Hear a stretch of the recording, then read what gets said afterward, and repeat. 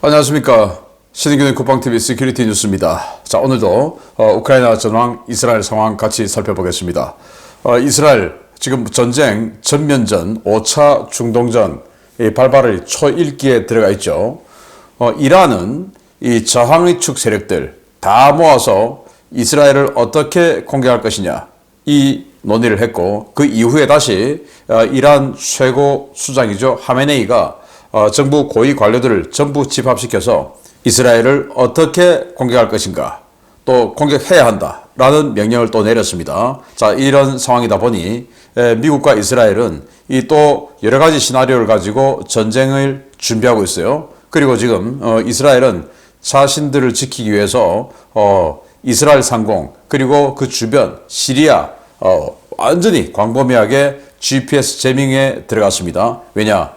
미사일이나 드론 등의 공격이 대규모로 들어올 것이기 때문에. 그래서 이스라엘 국민들은 승용차 내비게이션이 작동 안 하는 등 뭐 이런 굉장히 큰 불편이 있음에도 불구하고 전면전 체제로 들어갔기 때문에 이스라엘 국민들은 그걸 감수하고 지금 GPS 제밍에 들어갔다라는 소식이 들어와 있는데요. 어떻게 진행되고 있는지 보도록 하겠습니다. 우크라이나 전황 먼저 보겠습니다. 병력은 670명의 러시아군을 사상시켰다라고 발표했고, 전차는 9대 격파, 장갑차 18대 격파, 차량 48대 격파, 특수장비 7대 격파, 야포 29문 격파, 다련장 로켓 1문 격파, 무인 항공기 21대 격추 등의 전과가 있다라고 밝혔고, 우크라이나군은 총 65회의 교전을 했는데 25개 지역에서 적을 격파했다. 그래서 65회 교전해서 40번 지고 25번 이겼다, 이건 아니겠고 한 개의 지역에서 두세 번씩 전투할 수 있는 거죠. 그래서 아무튼 25개 지역에서 적을 격파했다라고 발표했고, 러시아 국방장관인 세르게이 쇼이구와 프랑스 국방장관이 서로 합의하에 전화통화를 했다고 합니다. 여기에서 러시아 국방장관인 쇼이구가 프랑스 국방장관에게 니들 지금 우크라이나 지상군 파병한다는 소리 계속 들리는데 파병 시에 큰 대가를 치를 것이다, 이렇게 협박을 했습니다. 지금 이 프랑스 국내 언론들은 뭐 외인 부대 매전대를 보낸다, 이런 기사들이 지금 계속 나오고 있어요. 자, 이런 상황이다 보니 지금 파병하면 가만두지 않는다라는 협박까지 했다고 하는데, 프랑스가 이런 협박 뭐 굴하지 않겠죠. 백악관은 하원 의장이 빨리 우크라이나 지원안 상정해야 된다라고 촉구했는데, 왜냐하면 부활절 지나면 이 법안 상정해서 심의한다라고 했지 않습니까? 그런데 지금 부활절 지나서 4월 벌써 며칠 지났어요. 그래도 아직 상정 안 하니까 빨리 상정해야 된다라고 촉구를 했고, 타타르스탄, 그러니까 최근에 정유소 또 샤이드 136 만드는 공장, 이런 여러 곳에 피격을 받고 있는 바로 그 타타르스탄 쪽의 그 대통령이, 자치공화국이니까 대통령 있죠. 기업과 이런 기업들은 군의 방공에 의존하지 말고 스스로 지켜야 된다, 자위해야 된다라고 했는데, 참 대통령이 할 말은 아닌 것 같아요. 무책임한 발언이죠. 그럼 기업은 어떻게 드론에 대해서 자위해야 될까요? 뭐 무기를 나눠주고 뭐 장비를 나눠주고 그리고 뭐 해라, 이런 것도 아니고 니들이 알아서 뭐 서치라이트를 사든지 뭐 어떻게 해라, 뭐 이런 이야기 같은데 정말 무책임한 발언 같습니다. 젤렌스키 대통령은 러시아는 6월까지 30만 명을 추가로 동원할 것이다. 그러니 우리도 지금 급하다. 그래서 지금 이제 우크라이나 국회의원 그 최고 라다에서 이 징병 연령을 2살 낮추는 그 법안 지금 상정하죠. 그래서 그런 것들에 대한 명분을 이렇게 지금 제시하고 있어요. 우크라이나 최고 라다는 다음 회의 때 동원법 개정안 논의 중이다. 왜냐? 러시아가 30만 명 추가로 동원할 거니까 우리도 지금 준비해야 된다, 이 이야기인 거고, 우크라이나는 예비군단, 9군단, 10군단 등 3개 군단의 편성을 확인했습니다. 지상군 개편 작업이 가속되고 있다라는 건데, 이 군단들, 특히 9군단, 10군단은 작년 6월에 대공세라고 할 때 10군단의 중심으로 공세를 했고, 그리고 9군단은 언제 등판하냐 했는데 9군단 이미 지금 전선에 투입돼 있고, 그리고 예비군단까지 만들었다는 거예요.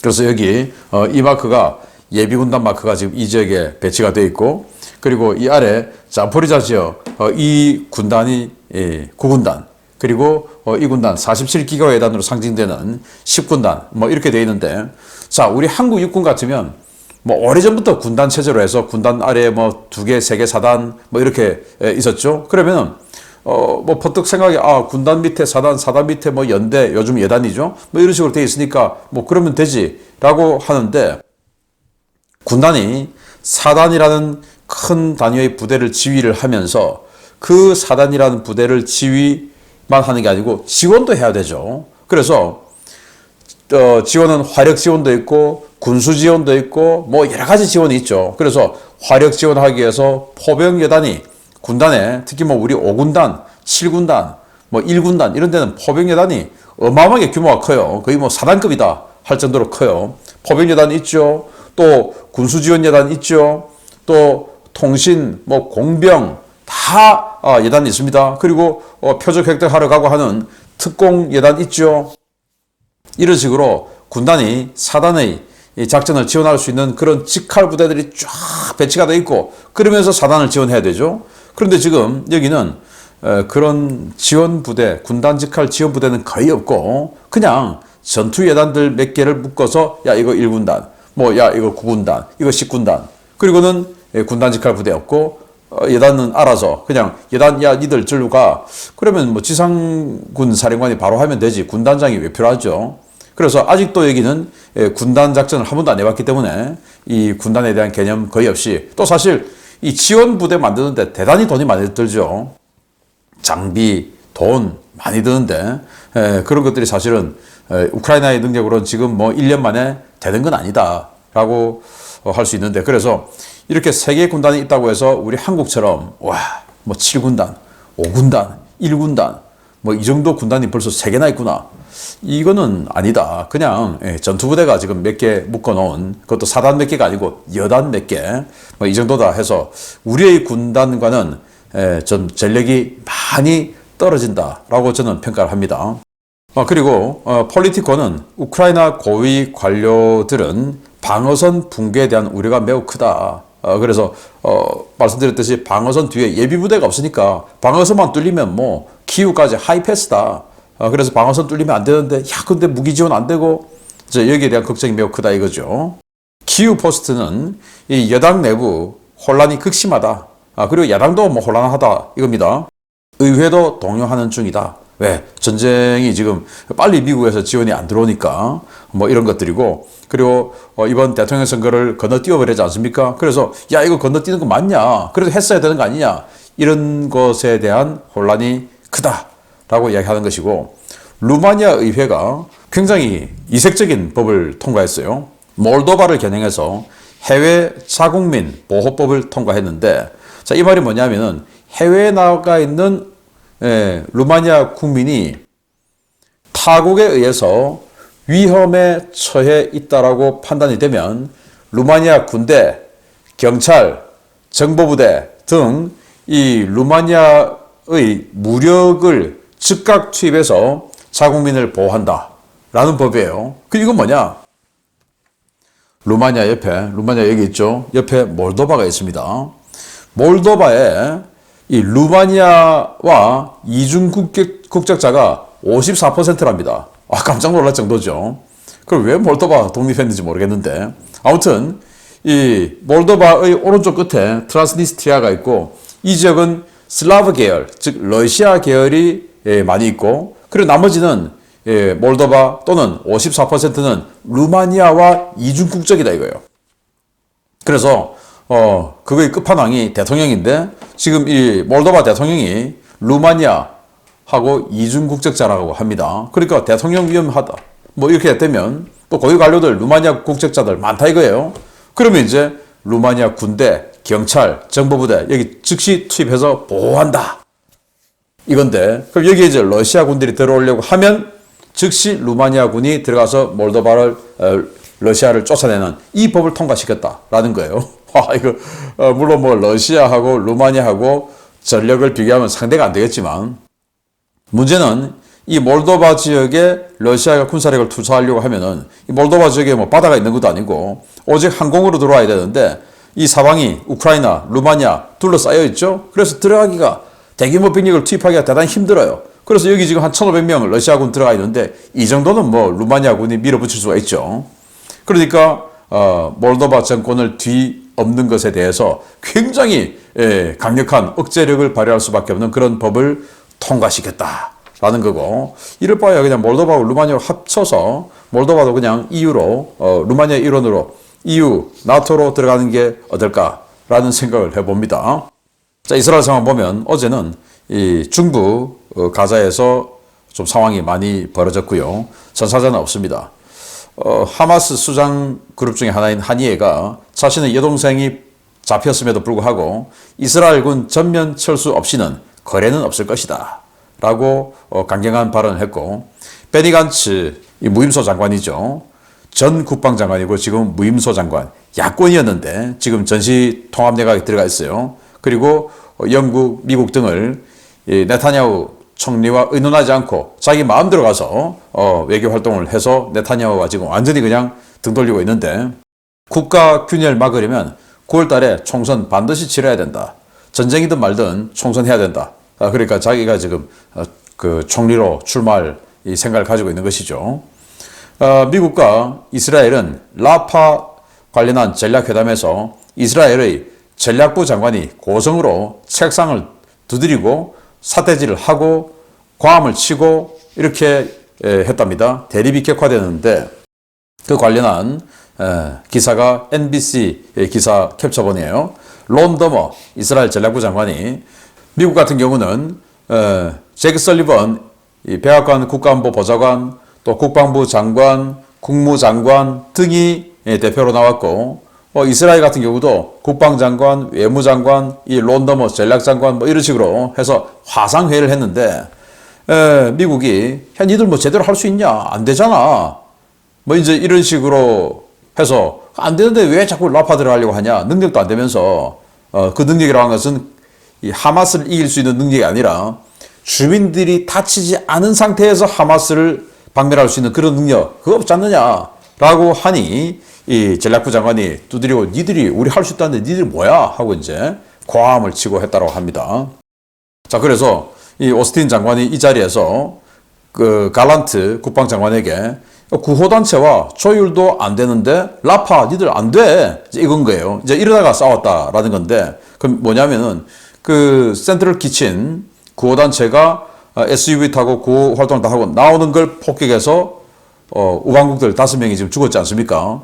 그래서 조율이 제대로 됐으면 그 사람들이 죽었겠냐. 겨우 이 구호단체 하고도 조율이 안 되는데 무슨 라파의 140만 명을 니들이 어떻게 살릴 수 있다는 거냐.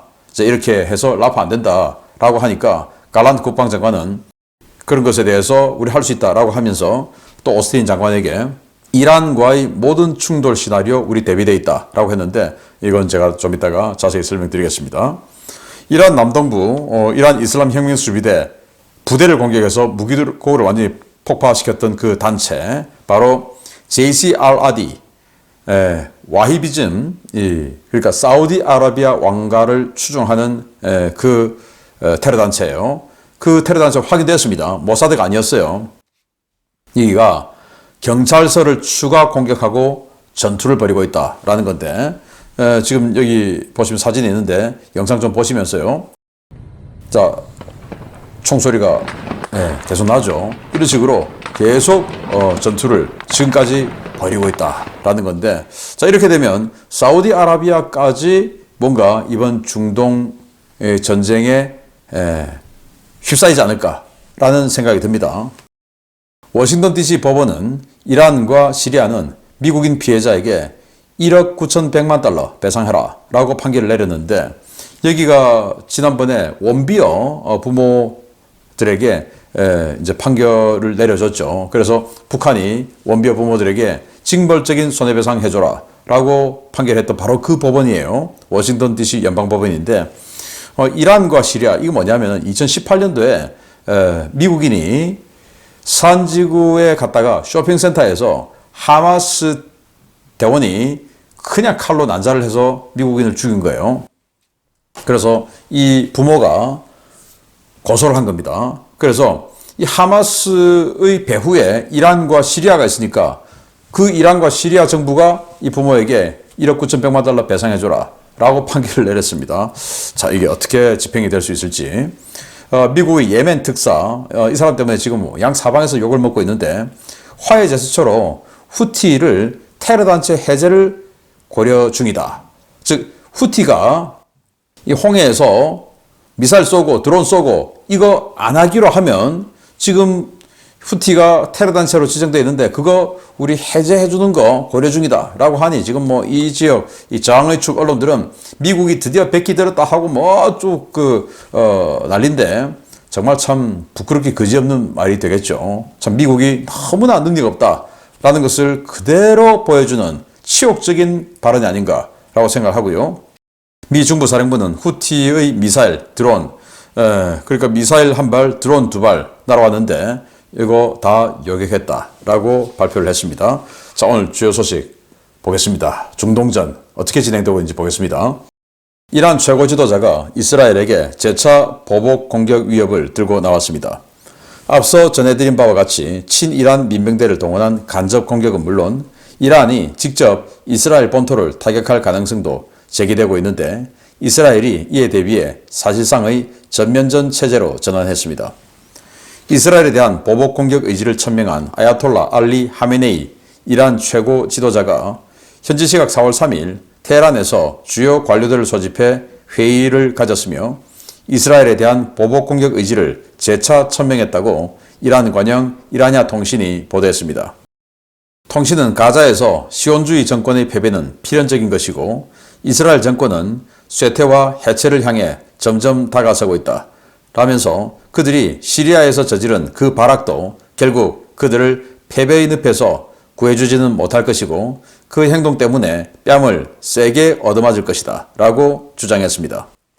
이스라엘은 이란의 보복 공격이 어떤 형태로든 곧 시작될 것이라고 보고 대비를 강화하고 있습니다. 이스라엘 현지 N12 뉴스와 왈라 뉴스가 정부 고위 관료를 인용해 전한 보도에 따르면 이스라엘 정보 당국은 최소 5가지 유형의 도발 시나리오를 준비하고 이에 대비하고 있습니다. 이 5가지 시나리오는 이스라엘 해외 공관 습격, 이스라엘 본토 또는 제3국 소재 이스라엘 외교 공관에 대한 탄도미사일 공격, 무기를 싣고 이스라엘로 향하는 이스라엘 또는 미국 선박과 항공기 공해상 공격, 헤즈볼라 등 친이란 민병을 동원한 이스라엘 영토 직접 침공, 핵 프로그램 확대와 핵 위협 등입니다. 이와 관련해 요아브 갈란트 이스라엘 국방장관은 현지 시각 4월 3일 저녁 로이드 오스틴 미 국방장관과 전화통화를 갖고 모든 유형의 시나리오에 대비하고 있다라며 미국에 무기와 탄약 등을 조기 공급해달라고 요청했습니다. 갈란트 장관은 헤즈볼라와의 전쟁은 이스라엘에게는 어려운 도전이 될 것이라면서도 전쟁이 발발하면 헤즈볼라는 물론 레바논 전역은 재앙을 맞이하게 될 것이라고 경고했습니다. 이스라엘은 내각 차원의 전시체제 전환도 서두르고 있습니다. 국방부는 올해 초 소집 해제됐던 예비군 일부를 다시 소집했고 모든 방공부대 예비군을 부대로 복귀시키는 한편 방공부대 구성원들의 휴가와 외출도 모두 금지했습니다. 재무부와 민방위 사령부는 시중은행에 전면전 발발 시 뱅크런 사태가 발생할 수 있다면서 모든 은행 지점에 대량 현금 인출 사태에 대비해 넉넉한 현금 여유분을 준비해 두라고 통보했습니다. 한편 이스라엘 정보당국은 최근 이란이 이른바 저항의 축 지도자들을 테헤란으로 불러 모아 이스라엘 본토에 대한 대규모 공격을 모의한 정황을 포착했습니다. 당국은 회의에 참석했던 지도자들의 동향을 파악하는 데 총력을 다하고 있는데요. 모두가 우려하는 것처럼 5차 중동전으로 부를 수 있을 만한 대규모 확전 상황이 벌어질지 모두가 숨죽여 중동 상황을 주시하고 있습니다. 네, 5차 중동전 정말 벌어질 수 있겠다라는 생각이 드는데요. 자, 이란은 신정체제죠. 그래서 종교 지도자인 이 알리 하메네이가 최고 지도자고 그 아래에 이제 라이시 대통령이 있습니다. 대통령은 그냥 그냥 행정을 하는 사람이고 여기가 국가의 방향성을 딱딱 지시를 하죠. 이 사람이 4월 3일 이란의 고위층들을 딱 모아놓고 이스라엘에 보복해야 된다. 이제 스탠딩 오더가 내려갔으니까, 최고 존엄이 스탠딩 오더를 내렸으니까 이란은 어떤 식으로든지 보복을 한다 이겁니다. 자, 그런데 그 이전에 3월 30일 날 이 테헤란에 이런 팔레스타인 이슬라믹 지하드, 또 하마스, 헤즈볼라, 카타이브 헤즈볼라 등 이 저항의 축, 또 후티까지 저항의 축 세력들의 그 테러단체 수장들 다 모아놓고 이렇게 이란 외무부에서 뭔가 회의를 했는데, 자, 이스라엘 어떻게 공격할 것이냐 이거 했겠죠. 그 이후에 그러면 여기 이제 고위층들이 모여서 자, 이스라엘 어떻게 할 거냐, 공격을 하는데 어떻게 할 거냐 하는 것을 이제 내려보냈고, 그리고 그 세부 사항을 아마 이 시리아에 있는 그 영사관에서 회의를 했던 것 같아요. 작전 계획을. 그걸 이제 이스라엘이 때려버린 겁니다. 그래서 여기에 대해서 지금 반격이 나올 것 같은데, 그러다 보니까 지금 이스라엘은 이스라엘 여기 있죠. 이스라엘뿐만 아니고 지중해, 그리고 요르단, 레바논, 또 그 위에 키프로스까지 전 지역에 지금 GPS 제밍을 하고 있는데, 이게 왜냐? 들어올 수 있죠. 드론, 미사일 등등이 들어올 수 있으니까 이스라엘 국민들 좀 어려워도 참자 하고는 지금 GPS 제밍을 이만큼 강하게 하고 있습니다. 빨간색이 하이, 아주 강력한 GPS 제밍이다. 그리고 노란색이 이제 좀 중간 단계, 초록색은 괜찮은 거. 그래서 노란색, 빨간색 다 펼쳐져 있죠. 이 이스라엘 주변 지역에. 이거 지금 이스라엘이 GPS 제밍한다 이겁니다. GPS를 유도를 받고 미사일이든 드론이든 날아오니까, 자, 이렇게 지금 이스라엘은 준비를 하고 있고, 자, 5가지 시나리오는 뭐냐? 이란이 이스라엘을 공격하는 5가지 시나리오는 일단 해외에 있는 이스라엘 외교 공간을 습격한다. 이건 테러범들을 사용해서 습격하는 요르단이나 있는, 요르단이 제일 위험하죠. 요르단에 있는 지금 그 이스라엘 대사관이 습격하는 거. 두 번째는 이스라엘 본토 또는 제3국에 있는 외교 공간을 탄도미사일로 공격한다. 그리고 세 번째는 무기를 수송하는 선박을 먼바다에서 타격한다. 여기 시리아의 이 헤즈볼라가 이 지중해에 있는 이스라엘 선박을 야혼트 초음속 미사일로 공격할 수 있죠. 이제 이런 것들에 대한 방어작전. 그리고 친이란 세력, 여기 많죠. 시리아, 그리고 이라크에 있는 카타이브 헤즈볼라, 그리고 레바논에 있는 헤즈볼라, 또 여기 예멘에 있는 후티 등등 해서 또 이집트에 있는 이슬라믹 지하드 쫙 해서 양 사방에서 이스라엘로 쇄도에 들어가서 지상전을 한다라는 거고, 그리고 이제 이란은 핵 개발을 가속화해서 핵으로 협박하는 이런 것들인데, 여기에 대해서 다 준비 작업에 들어갔다라는 건데, 자, 여기서 이제 가장 우려스러운 것이 친이란 세력 전방위적으로 해서 이스라엘로 사방에서 쇄도에 들어가는 것이 가장 우려스러운 상황이 되겠죠. 자, 계속 조사해서 알려드리겠습니다. 마치겠습니다. 감사합니다.